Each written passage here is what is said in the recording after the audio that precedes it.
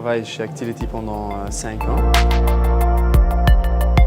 On voit que le consommateur devient beaucoup plus actif et au début les consommateurs étaient là disponibles pour faire des effacements ou supporter le réseau seulement 2-3 fois par an. Maintenant l'acteur devient vraiment un producteur et un consommateur en temps réel et à certains moments de la journée ils sont actifs comme producteurs, après comme ils font du stockage de l'énergie, donc ils deviennent vraiment un acteur actif dans le marché. Ils cherchent aussi des solutions pour leur supporter, que ça n'impacte pas l'opérationnel du site.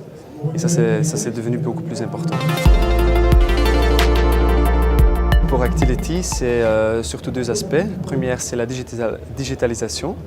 Ça veut dire qu'on a plus besoin des données. On va appliquer des algorithmes très intelligents pour finalement identifier la flexibilité et la monétiser et optimiser sur base des besoins du réseau. Si les prix vont fluctuer sur le marché, on va modéliser la consommation sur base des prix qui fluctuent.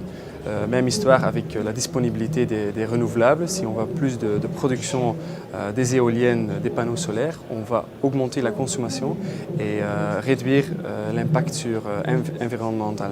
Le deuxième aspect qui est très important, c'est la connectivité.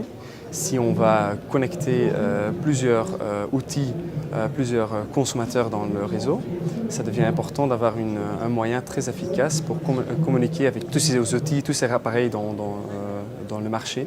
Et là, Actility a l'expérience comme acteur ou fournisseur dans les Internets des objets, avec la technologie de LoRa, de supporter ces développements-là. Donc ce sont vraiment 2 compétences qu'on peut combiner et vraiment chercher les synergies entre les 2.